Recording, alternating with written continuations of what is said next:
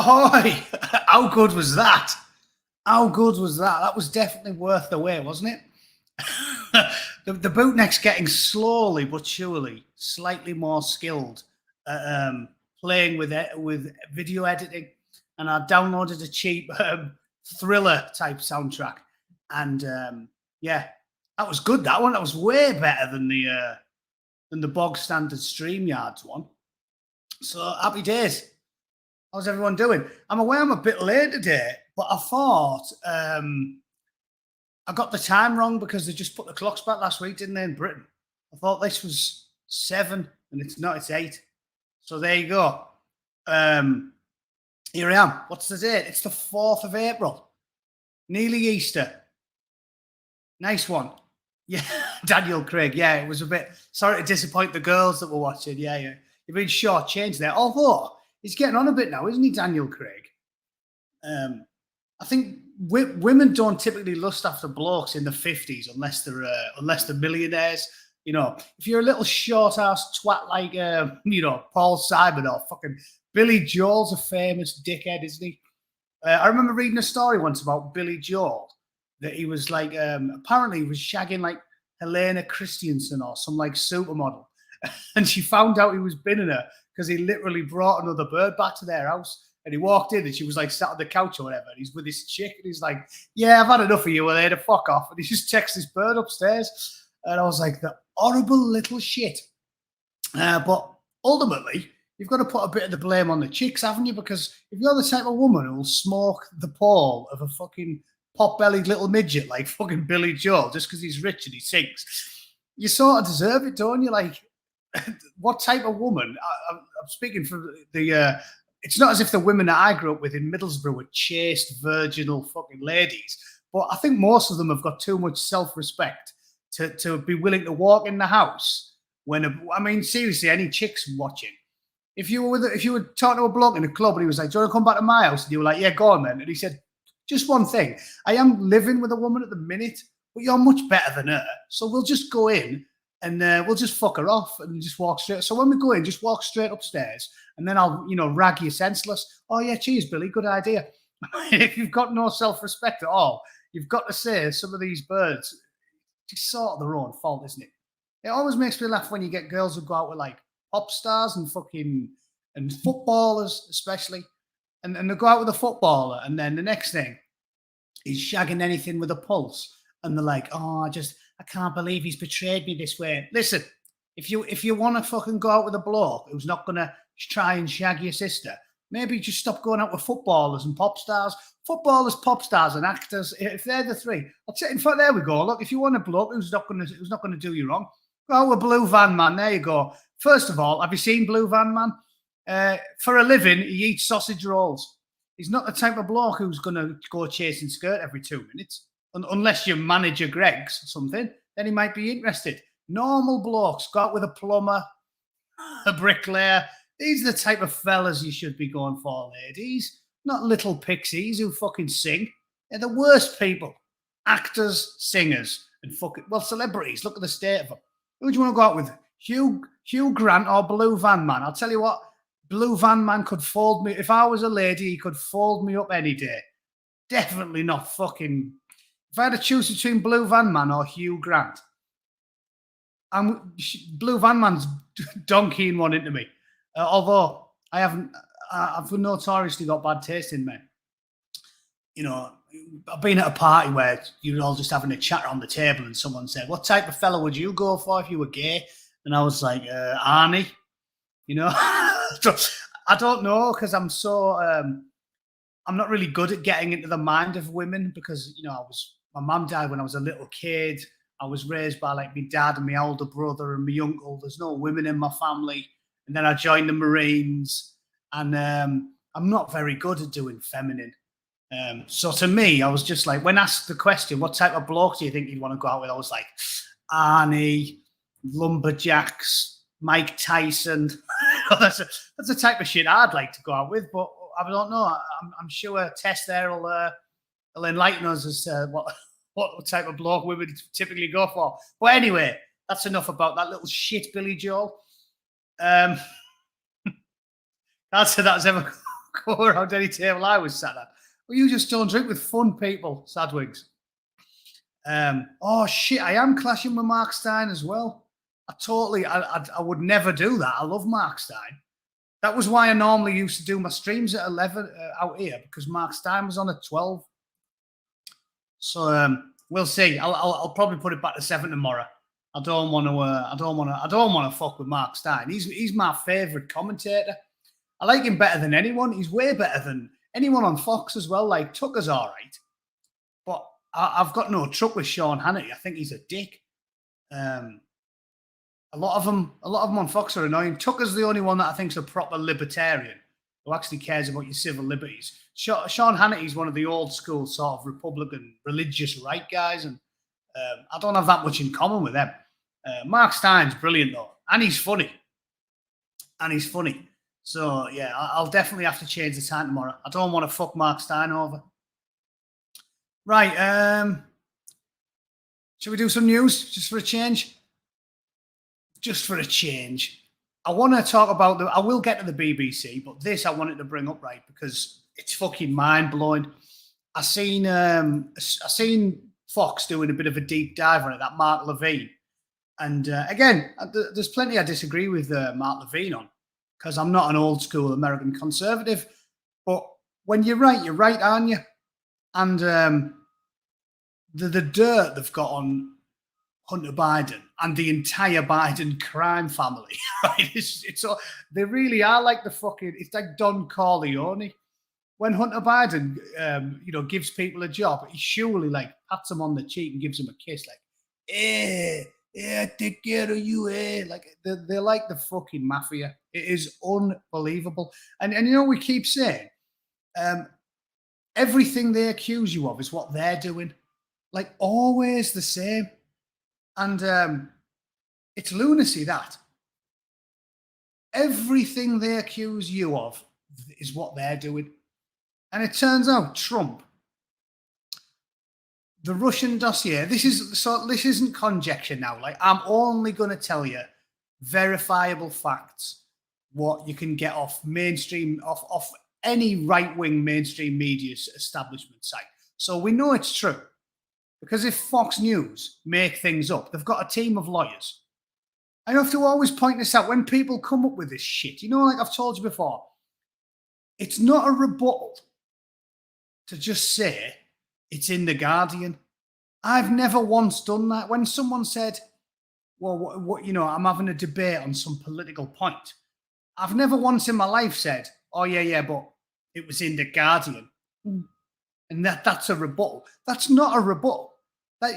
You're just questioning the source, but you still have to provide evidence as to why the thing that the person said or the story that they've sent you or the evidence that they've provided you is total bollocks.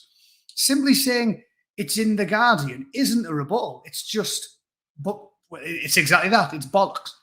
And lefties, for some reason, always on my Quora, they're attacking me on Quora because I do right on there. It's slightly more intellectual when you write. Have you noticed that? Like, real idiots will only watch videos. Quora, you very slightly get a better argument from the woke lefties on there. Slightly. But still, tons of them. Instead of giving me, here's evidence A, B, C, D, they will just say, oh, yeah, well, that story was in the Daily Mail. Checkmate. It's like, that's not evidence, you thick twat.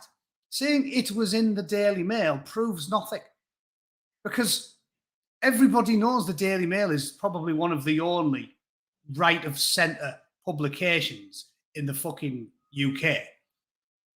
But they still don't make shit up out of fresh air because then they get sued. I mean, how many times has Me Again Markela sued the fucking Daily Mail? Basically, big publications open themselves up to libel if they just blatantly lie. So The Guardian, typically, they don't outright lie. They either lie by omission or they use slippery language. They love slippery language, the woke. And at the same case is true for the right.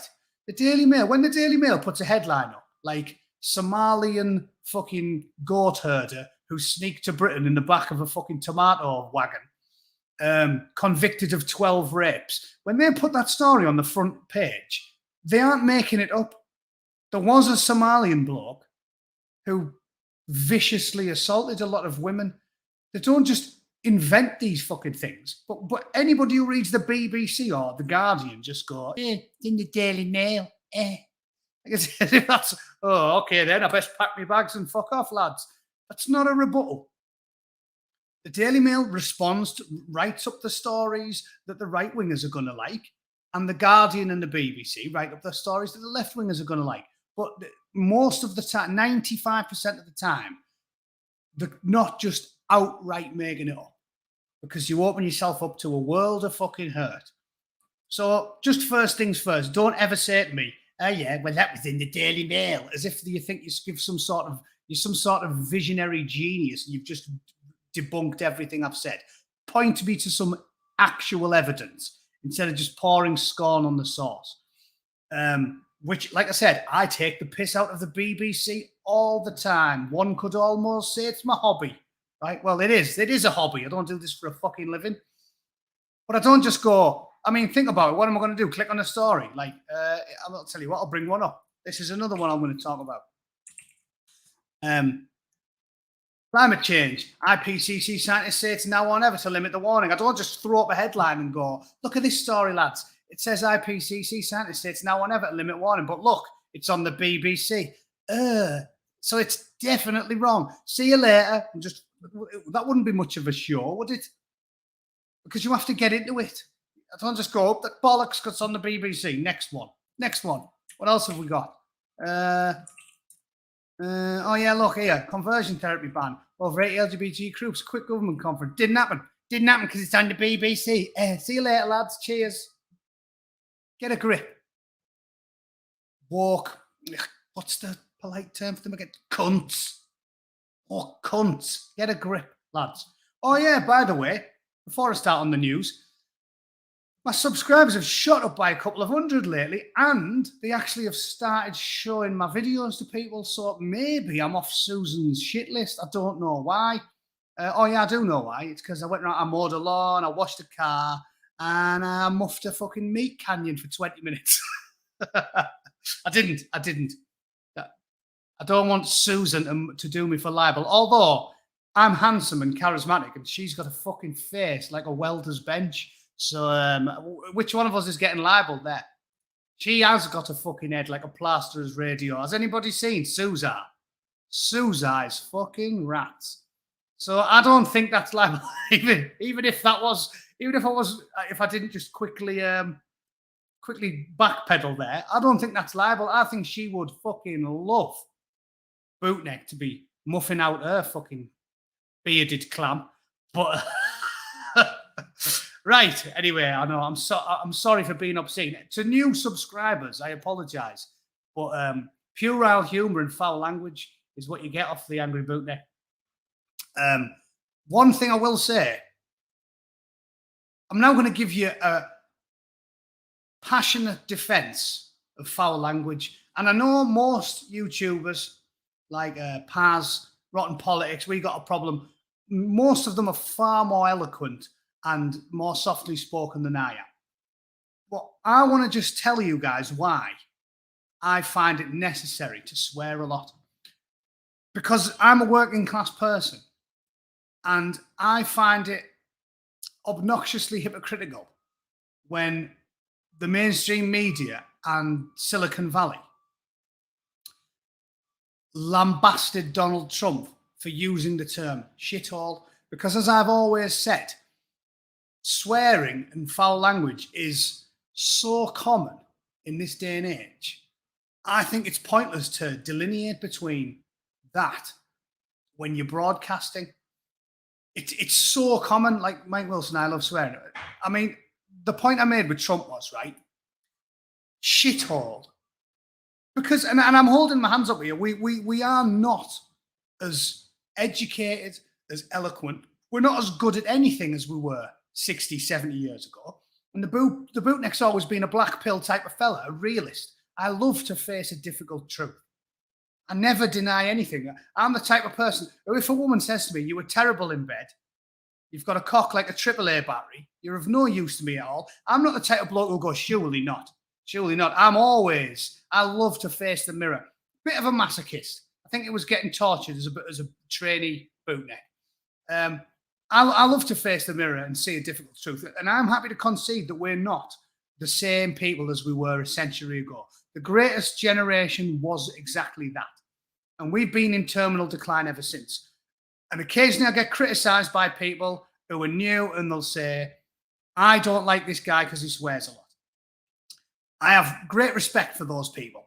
I have so much respect for them that I nearly said prostate. I hate it when people do that. Have you ever heard people say, I'll prostate myself before you? It's like you're getting prostrate mixed up with the thing that the doctor twiddles with when he puts his finger up your ass.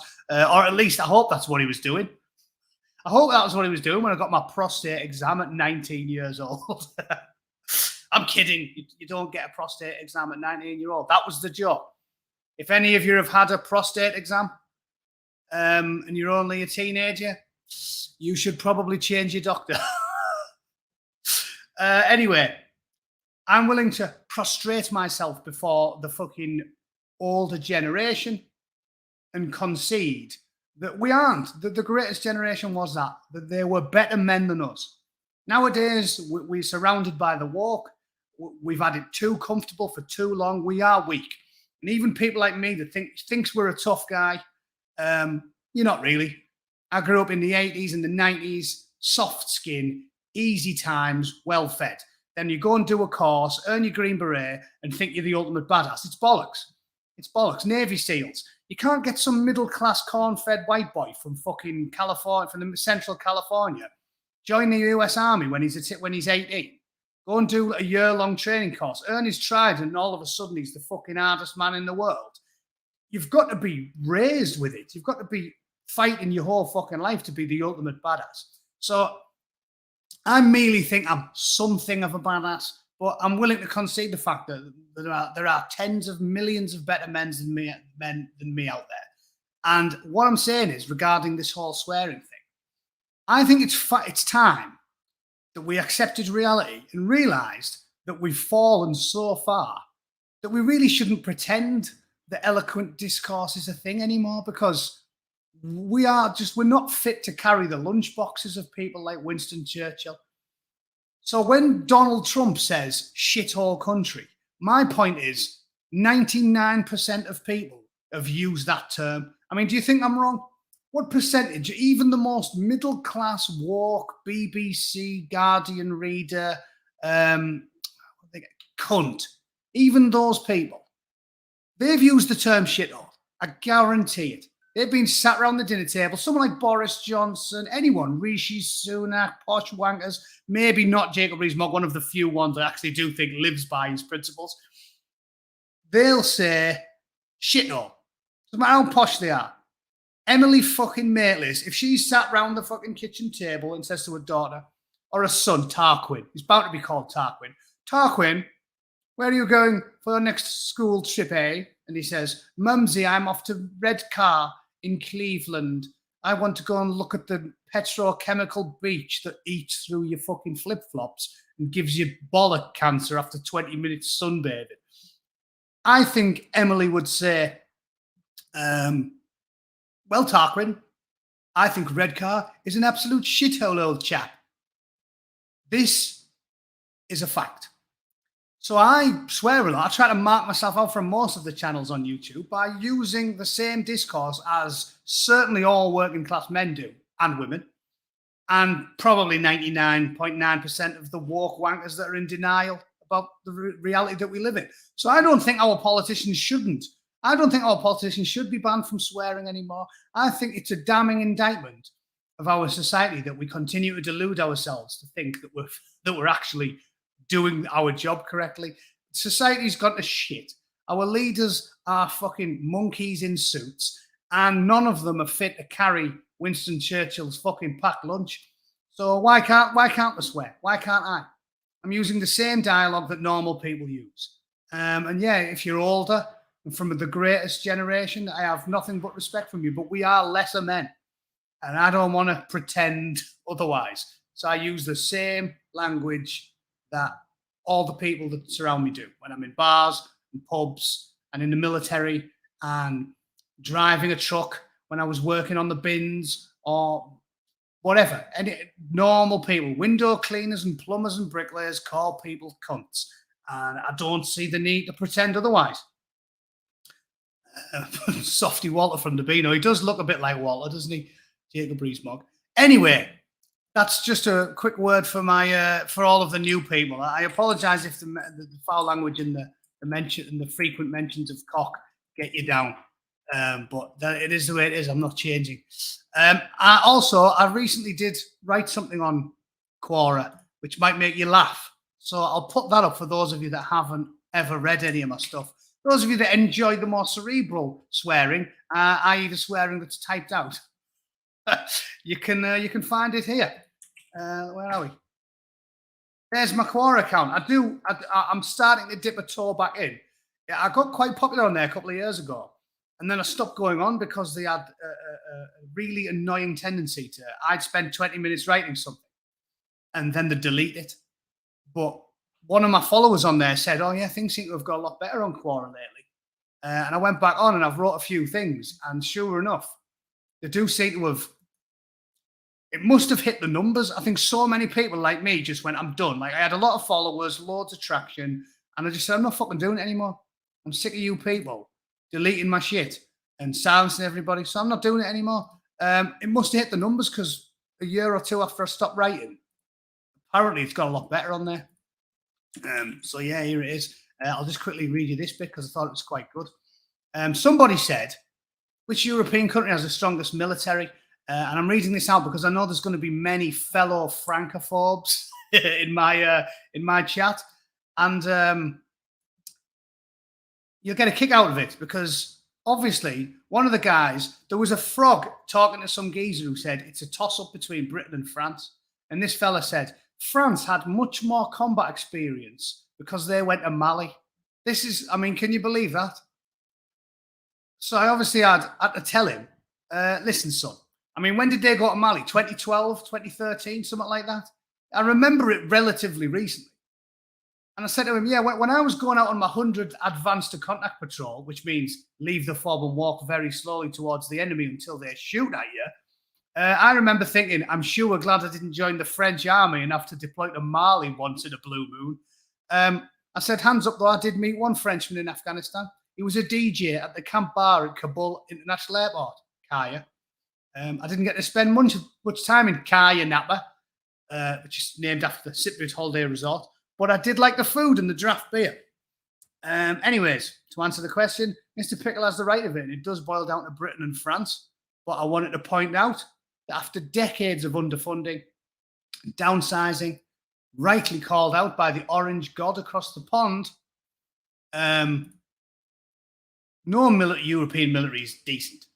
And I said, so even though I'm going to declare a winner, I have to say that ultimately the victor is still merely the winner of the booby prize, or as I like to call it, winning the tallest midget in the room competition. And then obviously I've used myself, my own drawing as a thumbnail for the winner. And I said, what people fail to understand is that the sun has set upon both the British and the European empires. We've got it's pointless arguing which nation is the strongest on a continent that has lost all confidence in our values, a way of life, and the projection of power. The militaries of the West are a joke, and I'm not having a pop at individual soldiers, but I said, coin wins wars. And at the end of the day, you can't run a Ferrari off fresh air, can you? Which nation's the best at doing war on the cheap? That would be Britain. And in the last 6 decades, no nation in Europe has done anywhere near as much scrapping as the Brits have. And it's not even close. This thick twat actually thought the frogs have got more combat experience in the last 30 years than the Brits have. I mean, seriously, anyone who's deployed to Afghanistan and Iraq in the chat, how many French did you meet out there? I think I saw 2. And they were always getting pissed in the fucking bar in Kabul. I spent very little time in Kabul. But when we were there doing force protection for the whole green area, that was the only frog you'd see was getting pissed at the bar in fucking Kaya Napa. So, yeah, It's not France. I have pointed out we've got what? We'll have at least 500,000 combat veterans. If you were to just look at your veterans from what? Let's include the 90s, because we did a lot of shit in the 90s. We went to Sierra Leone. We had Hot Banner still going on. It was dicey at the early 90s when Stephen Restrick got killed. We had a busy time. We've got 500,000 combat veterans who are champing at the bit to get back into action. If fucking Johnny Froggy comes a calling. And I pointed out that pop bellies and knackered knees are less important with modern weaponry, allowing you to do the killing from a nice distance. And then obviously to try and finish with a bit of humour, like I always do, I put, still, if you're not convinced, we have one trump card left to play. And do you know what that is? It's galloping Francophobia. As David Starkey likes to say, all bad ideas are French. Postmodernism, Pol Pot, the Cameroons, the Vietnam War, the current state of woke politics, and the fact that all of the under 30s seem to think that communism is cool, despite the fact it has a death toll that would make plague rats blush. No matter what nation it's from or what language it speaks, if you poke a bad idea with a sharp stick long enough, eventually it will say, sacre bleu. Every Anglo knows this, even our American cousins across the pond. Yes, our wonderful American friends share our sentiments when it comes to the frogs. And I said, so to have us back at it with our oldest foes, by God, I'm almost erect at the very thought of it. Every veteran aged 18 to 86 will be banging on the doors of the recruitment offices the length and breadth of the land. And then I used a photo of a very old man saying, hurry up and stick it in. The recruitment office opens in 20 minutes. Yeah, if you like that, don't forget to have a look at Quora, because I'm going to start writing again. Until they delete me and ban me, at which point I'll stop. So there you go. Hope you enjoyed that. Right, now let's talk about conversion therapy, because we have to do something BBC related in the BBC Spews, don't we?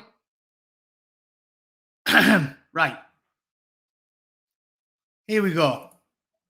Conversion therapy ban. Over 80 LGBT groups quit government conference.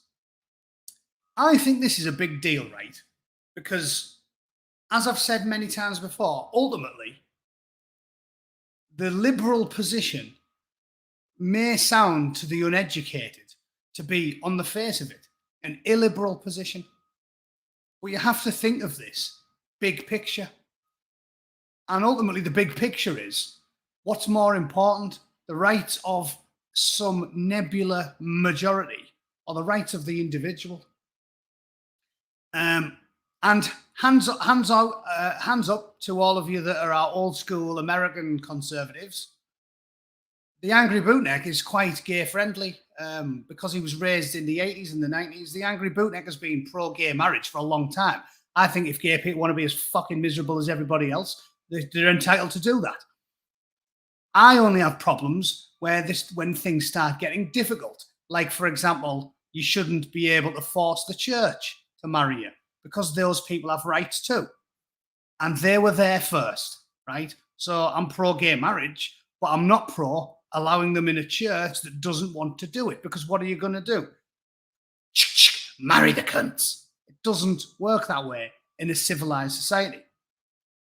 Gay cakes, for example. If you're a baker and you don't want to bake a gay cake, the system works. The capitalist free market system works perfectly. And you don't have to get into the hard stuff, do you? Because you'll go into the Christian bakers, the very rare amount of them that are, and they'll say, bake me a gay cake. And the guy will say, sorry, I'm a devout Christian and I don't agree with it, so I can't. Well, you don't have the right to force them to fucking create cakes. It's a good one. Bake me a cake, old boy. What I want is Elmo noshing his boyfriend off on my cake. You can't force someone to create something with his own two hands that the person doing the creating is fundamentally opposed to. And again, it only works one way, this stuff, because you know for a fact, if the person that owned the bakery was a follower, a regular patron at Alan's legendary snack bar, then the courts would side with the baker. No? Is anybody delusional? and thinks that wouldn't be the case. If the baker was called fucking Abu Hamza and they said, here, you, put your hook through this fucking piping bag and knock me out a cake that says, I absolutely love cock me, it wouldn't happen. Right? So again, the liberal position is to allow the free markets to work, because when there's a free market at work, everybody can get the wish, right? The guy who has religious opposition to homosexuals getting married doesn't have to bake the cake, but the gay people that want the cake get the cake because they go, you bigoted bastard, and they walk around the corner and they go to another fucking bakery. How hard is that? How hard is that? And then everybody wins. The gay dudes get the cake with Elmo, Big Bird, and fucking Cookie Monster daisy chaining round Oscar's bin, right?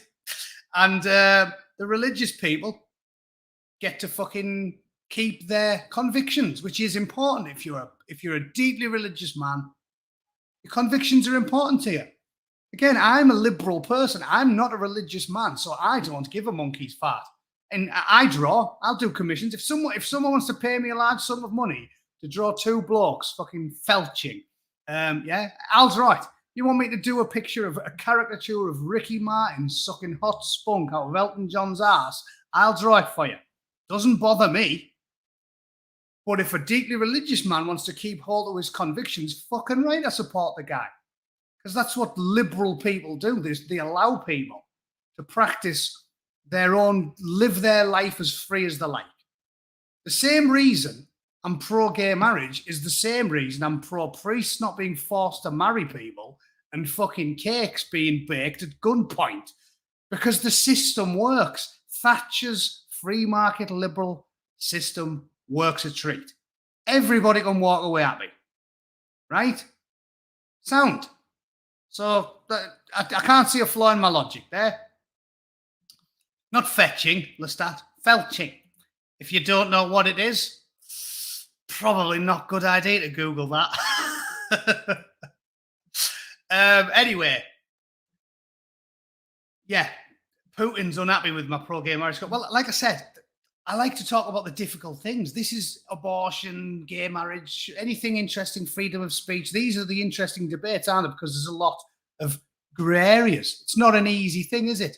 But my point is, I think people should be left unmolested to enjoy their life. And everyone does it in different ways. Some people do it by living a devout religious lifestyle. They should be free to do it. Gay people like to do it by going to the local nightclub and snorting a line of coke off the boyfriend's cock. They should be allowed to do it. Nobody else is harmed as long as everybody's consenting. This is my opinion. And the free market and a free society allows us to do it. I start siding on the conservative side of things when you want to impose fucking things on people, which is what the woke are fucking doing, which is why of late I'm always siding with the conservative people.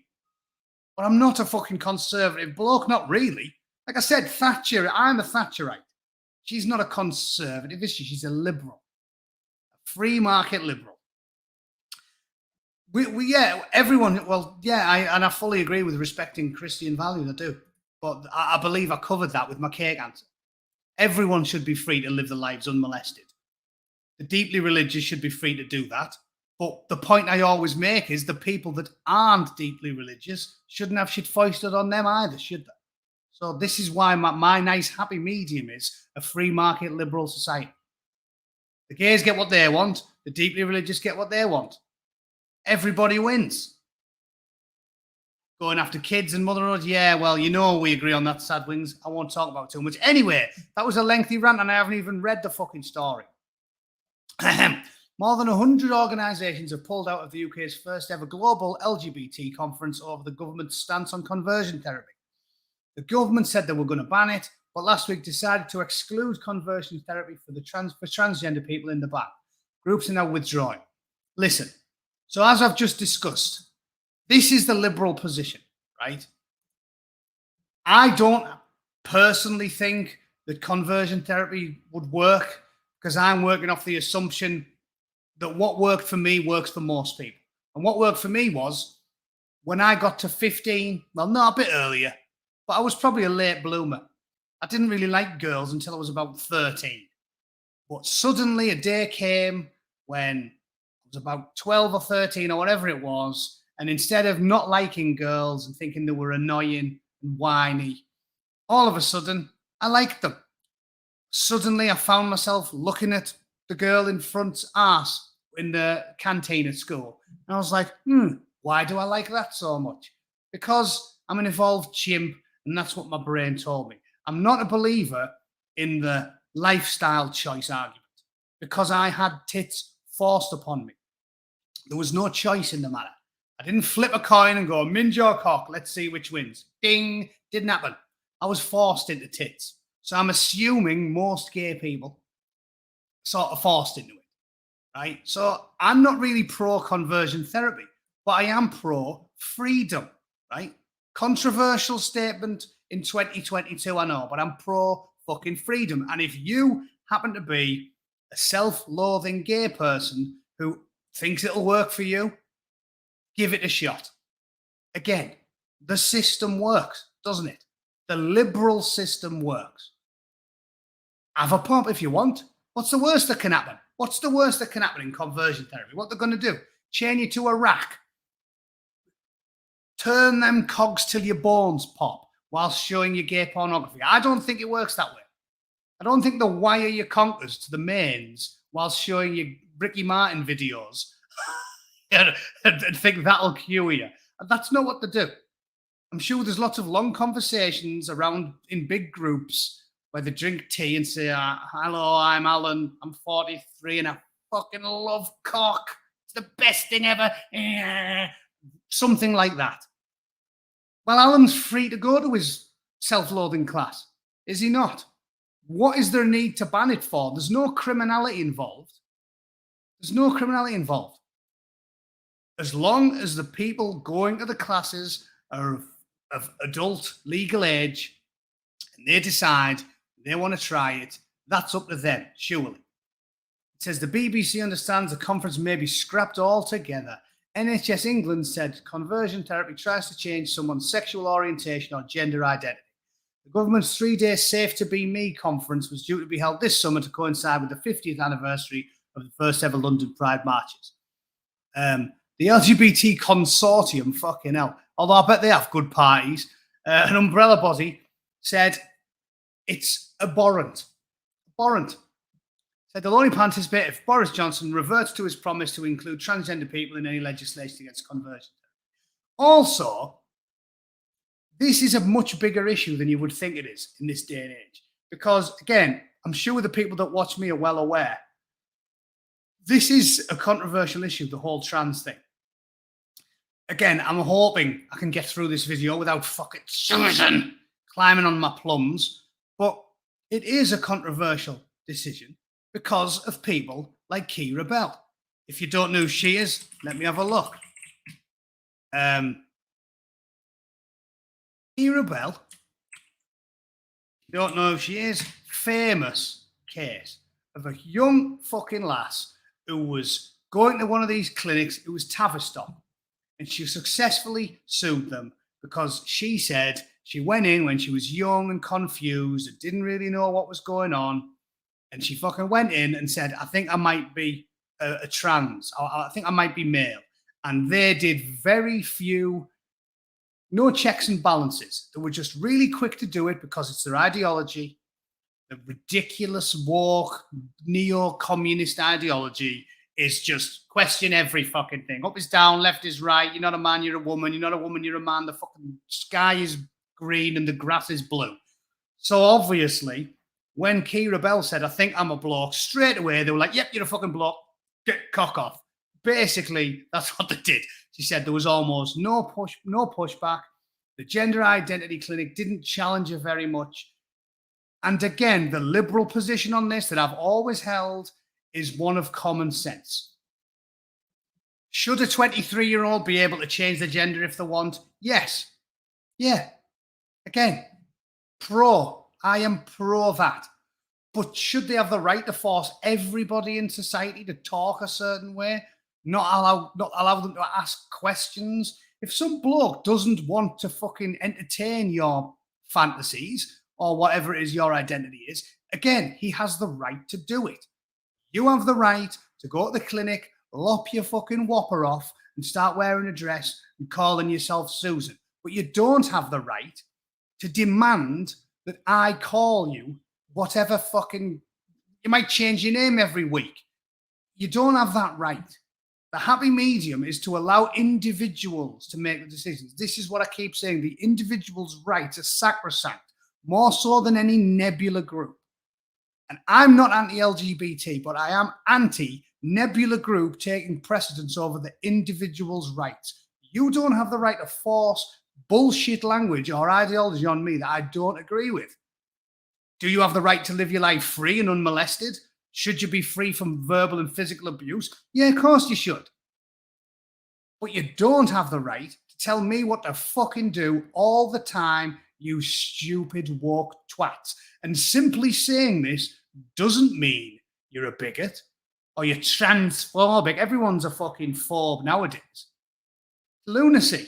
Again, I've never understood why I ended up on some shit list in the first place, because I don't think anything I say is fucking egregious. My position is a liberal one. But the modern liberal doesn't know the fucking meaning of the word liberal. They do not. These people are fundamentally illiberal. All of them. The woke. They are fucking fascist authoritarians who don't like you to have your own opinions in life. So they can suck my left testicle and you should tell them to do the same. All right? There you go. Easy. Easy. How easy is politics? All these hard questions, difficult decisions. Just fix them all. And let individuals do what they fucking like, as long as it doesn't affect other people that aren't consenting. Simple. Simple. It's not even difficult. Fucking hell, look at that. I fixed the world. Tony, took me 45 minutes. Piece of piss. Oh, shit. I forgot to do Joe Biden. Where the fuck's that story gone? I forgot to do the Biden crime family, which I really wanted to deal with. Yeah, there we go. So let's do this before I leave. You know I go all over the place. The chat, I'm easily led. The Biden crime family. Bill Maher, if you don't know, is very liberal. He's always been a fucking Democrat. He personally gave $1 million of his own money to get Barack Obama in the fucking White House. That's how liberal and Democrat Bill Maher is. But the second he opens his mouth about any of this, I guarantee they will come for him. And this is another argument old school liberals like me have been telling anybody who's still unwilling to hold their nose and regretfully vote for Trump. Because that's what you should be doing now, ladies and gentlemen. If there's any deluded lefties in the chat still, you might not like the man. Yes, he's Dagle Orange. Yes, he's a bit coarse with his speech. Yes, there's plenty I disagree with Trump on. But at this point, the choice is between a punch in the face, Trump, or a boot in the bollocks, the woke, right? And that's not an hard decision to make. If you're a woman and you haven't got bollocks, trust me, the choice is a curt slap across the face, Donald Trump, or a Frankenstein booting you in the cunt with iron shod size 14 fucking hobnail boots on. It's not a difficult decision. It's like getting slapped across the chops or double punched in the tits by Mike Tyson. We all know which decision you should be making, right? The woke left are completely insane. I'm not an old school conservative, never been a Republican voter, but at this point, look what you made me do. That's been my argument. Again, I don't see what's controversial about it. Don't see what's controversial. The second you even bring it up, they're like, oh my God, he's a white supremacist. Fucking no. Bill Maher has been a fucking Democrat all of his life, and he gave $1 million of his own money to get a black man in charge of America, and now they'll turn on him like fucking rats and go, oh my God, Bill Maher's a fascist. Oh my God, he hates black people. He just gave $1 million fucking to make them in charge of the world, and they'll still say it without a hint of irony because they're mental. Anyway, short version. I'm running a bit late, so we'll do the fucking short version. The short version is everybody knew the laptop was real and they lied. The media lied. All the big TV networks lied. Facebook lied, YouTube lied, Twitter lied, Twitch lied, all of Silicon Valley lied. Everybody knew 3 things, and here's the 3.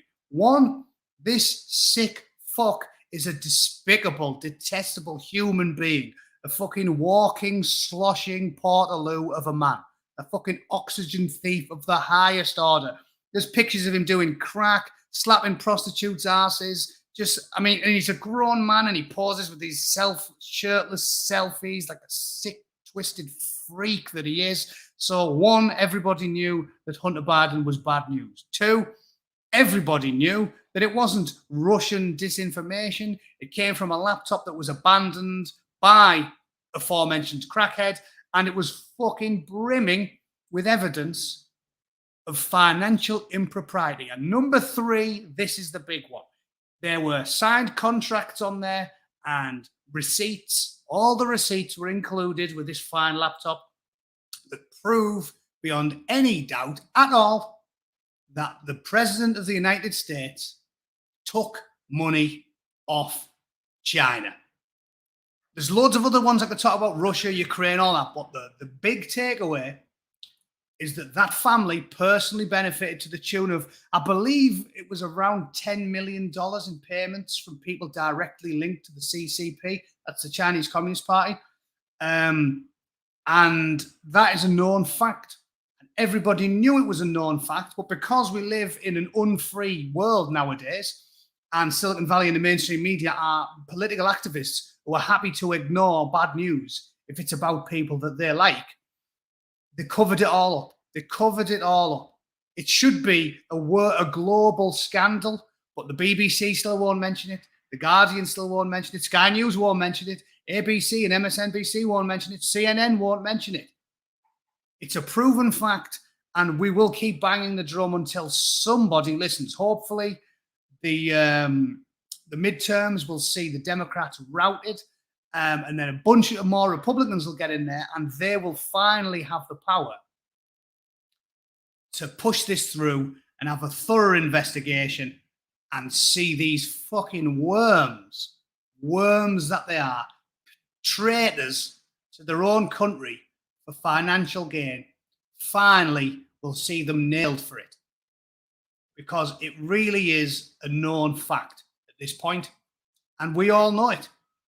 Again, it just shows how detestable these journalists are. I'm more of a journalist than all these people who work for the mainstream media outlets, because if I found evidence that Donald Trump or Ted Cruz or some fucking right-wing Republican was doing something well dodgy, taking money off the Chinese, I would happily shout that to the rafters, because I've got this thing called principles, which I know if you're a woke twat and you're watching this, you don't know what they are, but principles mean something to most people in the general public.